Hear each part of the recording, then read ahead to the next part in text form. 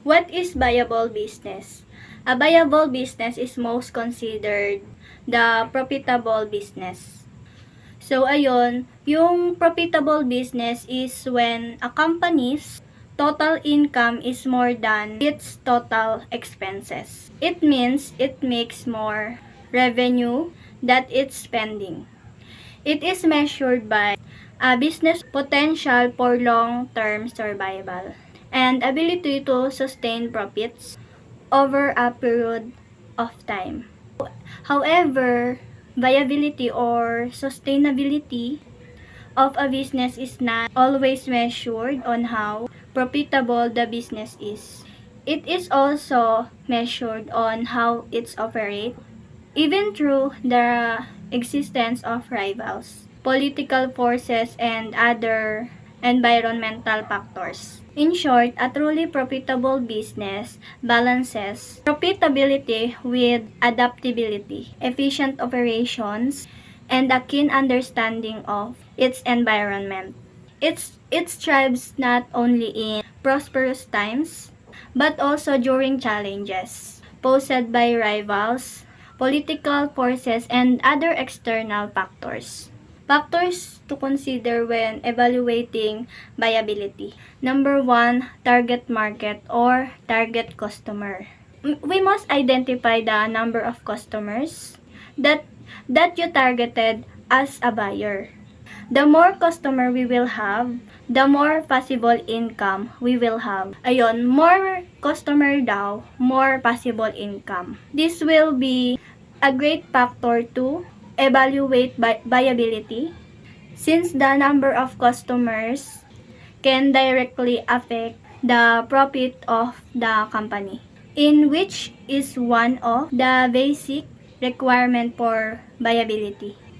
Number 2, study of the geographic area. We must identify the external factors, particularly the geographic area or the location of the business you are going to put up. Kung yung location or yung area ba is makakatulong sa business at makakaganda sa business. At saka yung kung area bang yon is malapit sa mga maraming tao. In this factor, we may use the pestle analysis to identify the macro-external factors that we need to understand the political, economic, technological, legal, and environmental aspect of the area. Here is the review of macro-external factors in the pestle analysis that are useful to study the geographic area of the business. Ito, political factors relate to government controls and influences over economy or industry. Government factors may be legislation or economic policies. Ito, economic factors have direct impact on a company's long-term prospect in a market. The economic environment may affect how a company prices their products or influence the supply and the demand model.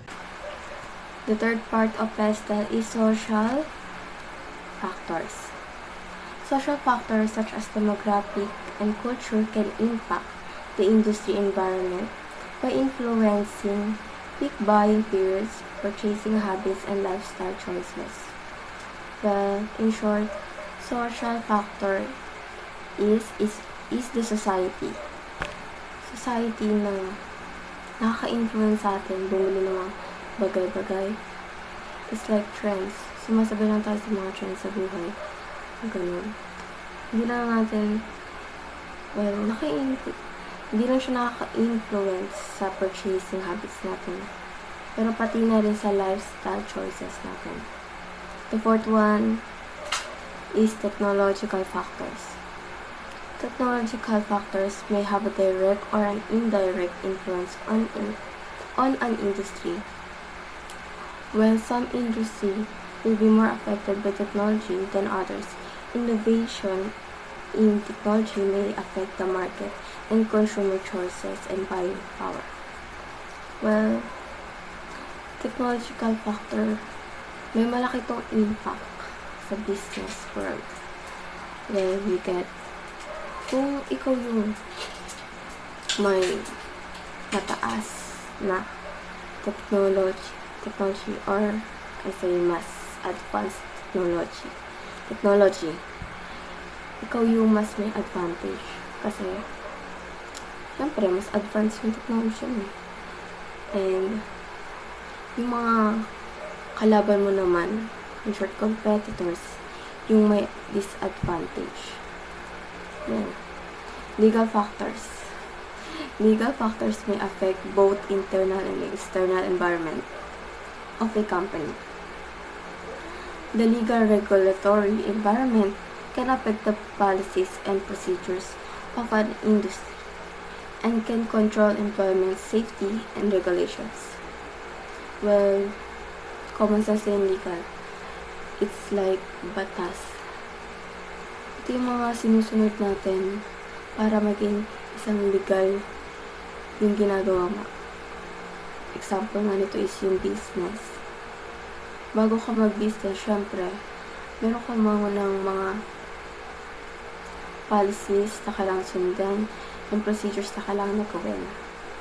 And, syempre, para naman sa safety and regulations. Kaya, kung mag-umpisa ka man ng business, unahin mo yung legal factors kasi importante yun. Huwag kang gagawa ng legal. And the last one is environmental factors. Ano nga ba environmental factors? Environmental factors include all those relating to the physical environment and to general environment protection requirements. While the environment is more important to some industries such as tourism, agriculture, or food production, these factors may influence a range of different industries and are worth of being aware of. Well, for me, environmental factors is one of the most important factors. Siyempre, if you will start a business, hindi lang dapat yung sarili mo inintindi ko, hindi lang yung business mo. Dapat pati na rin yung mga nasa paligid mo. If you will just start a business without minding your surroundings, ano na lang mangyayari sa paligid? Hindi ko alam. Baka magkaroon na ng masira. Katulad ng tourism. Sino ba naman kasi magtutourism kung hindi naman, kung hindi naman maayos yung ituturo mong lugar. Ano nang sasabihin ng mga turista kung hindi maayos yung lugar? And, syempre, sa environment dito kumukuha ng mga agriculture and food products, which is one of the most important and essential thing in our life. So, yun. Importante siya. Yun. So, overall, yun yung pastel. And, if naguguluhan pa rin kayo, alalahanin nyo na lang yung report nila Jason.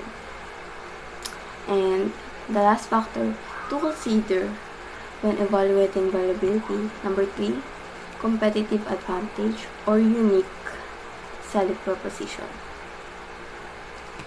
What is your competitive advantage over your competitors? What is your selling strategy that will make you be on top of them? Do you have any features that will distinguish you or your product from its competitors? Can you handle the current level of rivalry among the competitors in the market? Tools like SWOT and TOS analysis and Porter's 5 forces can be very beneficial to answer this question in evaluating viability. We must ensure that we must have some strategy to outplay the competitors and will make your business pay and will make your business be still on the top of the market. Well, yung number 3 competitive advantage or unique selling proposition. Simple lang to. Unang-una sa lahat, ano ba yung mga advantage mo sa competitors mo? And pangalawa, ano yung mga selling strategies mo para naman maging top ka? 3 is, do you have any features that will distinguish you? Trademarks, logo, tagline. Can you handle the current level of rivalry in the market? Kaya mo bang sabayin ng mga competitors mo? Well, yung mga madalas na ginagamit para malaman to is spot and toes and Porter's 5 forces. Yun yung mga ginagamit nila para magstay sila sa top ng market. And yun, sunod yung SWOT analysis. Okay na. Ayoko na. Ito naman yung Porter's 5 forces na inexplain ni Woodruff noong 2019. Number 1 is competition in the industry. From the word competition, yung first Porter's 5 forces is yung number and strength ng competitors. Like, gaano nga ba karami yung mga rivals mo, sino-sino sila, yung quality nila. And kung i-compare natin, gaano ba kaganda or kagaling yung services or yung product mo sa competitors mo. So, yun yung parang unang-una dapat na check natin sa isang business, yung competitors natin. Number 2, yung potential of new entrants into the industry. A company's power is also affected by the force of new entrants into its market. Ito, hindi naman siya literally pa na competitor, but in the future, possible na maging competitor mo sila. Kasi sila yung mga parang new organizations gano'n na pwedeng pumasok na same business sa'yo. Like, but yung mga bagong market, companies, na or industry na first time lang silang papasok but mag-offer sila ng same product or alternative product na pwedeng maging rival mo sa company mo.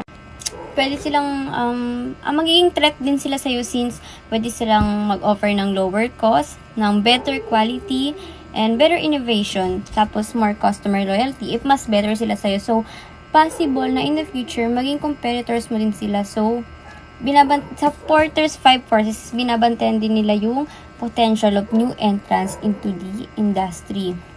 Number 3, power of suppliers. The next factor in the 5 forces model addresses how easily suppliers can drive up the cost of inputs. For example, merong firm na need nila ng steel para ma-produce yung product nila. Tapos, meron lang isang seller ng steel sa market.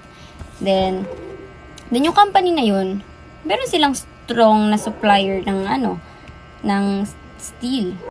Pero syempre, kung maraming supplier ng bakal, parang mas magle-less yung power nila kasi maraming nang nagsusupply ng bakal. So, yun yung power of suppliers. So, kapag yung pag maraming suppliers or mas naglo-low yung switching ng cost between dun sa mga suppliers, so is yung company makikip nila yung cost ng product nila or services and mas mag-enhance yung profit. Ayun. SWOT analysis is a acronym for strength, weaknesses, opportunity, and threats. A SWOT analysis is one of the most commonly used tools to assess the internal and external environments of a company, and also it's parts of company strategic planning process. SWOT analysis is parang dito po nila ino-observe yung internal strength and weaknesses ng isang kumpanya, and also sinecheck din dito yung opportunity and threats na maaari magkaroon ng epekto sa isang kumpanya. And also, SWOT analysis is used to understand and give a solution to have a better environment in a company. TOWS analysis is an acronym for strength, opportunity, weaknesses, and strength. It extends a SWOT analysis, examines a company external opportunities and threats and compare them to the firm's strength and weaknesses. This analysis forms the basic to develop those strategies and to form actionable tactics. Sa TOWS naman, parang extension siya ng SWOT analysis. Kasi sa TOWS, dito kine-check ang mga internal na opportunity and threats ng isang kumpanya. And TOWS analysis is a tools for companies that want to understand and provide solution to the challenge they face. At nagpo-provide din ito ng clear direction for planning strategies that can help improve the company's operations. We have Porter's 5 Forces. Porter's 5 Forces is a model that identify and analyze 5 competitive forces that shape every industry and help determine an industry weakness and strength. Here are the 5 Porter's 5 forces. Power of buyer. When buyer have a more power, they can demand better product or service at lower prices. Second, power of supplier. Supplier are more powerful because they are the only one source of product or component. Third, threats of substitute. This is refers to the possibility of customers to find a better alternative service. Fourth, threat of new entrants. This is the industries that are easy for new companies to enter, typically have a lower profit. If competitive rivalry, this is refers to the competitive between business within the same industry. Threat of substitute. Ito yung mga products like Pepsi and Coke. Sinasabi dito na mas malaking advantage ang mga products or service kapag wala kang substitute. Katulad ng Meralco, kasi sila yung gumagawa ng sarili nilang price, kaya may power sila. While may disadvantage naman ang may maraming substitute. Next is power of customer. Kakayahang mayroon ang customer na magpababa ang presyo, at dito naman naapektuhan kung gaano karaming mga mamimili o customer ang mayroon ng isang kumpanya. At kung gaano kahalaga ang bawat customer at kung magkano ang gagastusin ng isang kumpanya upang makahanap ng mga bagong customer o mga market para sa mga business nila. Product viability. There are 3 dimensions in product viability, and the following are profitable. Kailangan kumikita ka sa product. Implementable. Dapat na-apply ang product in different areas and its effects. And the last dimension is scalable, o yung pagiging measurable ng product in quantity and profit. If any of these dimensions fail to be met, a product is considered to be not viable enough. Financial capacity. A business should have a financial plan of cash in and outflows to have the information whether itself is sustainable enough in the long run. Next naman ay yung impact niya sa community. Business runners should also consider what are the effects of their business activities and operations, also their product, to the environment and vicinity, whether pros or cons ang hatid ng business sa environment. This aspect should also give awareness to what and what not would benefit the locality. So here are some ways to ensure business viability. And one should start with making a feasibility study. To have this kind of study, one should lay out potential factors such as political, legal, or etc. Or use tools like PESEL to make an educated hypothesis if a plan or business plan can be carried out or be executed properly and successfully. Speaking of plans, the next thing one should do is to create a business plan. So after constructive concluding with the use of feasibility study, you can now start to outline operations and techniques with your business activities. At walang business kung wala rin financial plan. Pagkatapos mo sa business plan, money and profit na ang next mong bigyan ng layout. It is necessary to forecast future monetary occasions and prepare for losses and gains. Next is establishing an evaluation for monitoring and control. Sa insurance na to, kailangan magkaroon ka ng evaluation and reports para naman makapag-monitor and evaluate ka ng mga nangyayari sa business mo inside out, mapa-transaction man o recording. It can be done with the help of staffs designated to provide you daily, weekly, monthly, or annual reports and forecasts. And lastly, prepare a contingency plan. Tulad ng buildings, may fire or emergency exits at tools for preparation dapat ang businesses. Ayun ang contingency plan. In case of a burnout, urgency and signs of bankruptcy, kailangan may nakahandang arsenal ang business para ma-spare or mailigtas ang endangered business sa mga nakakaipit na scenarios.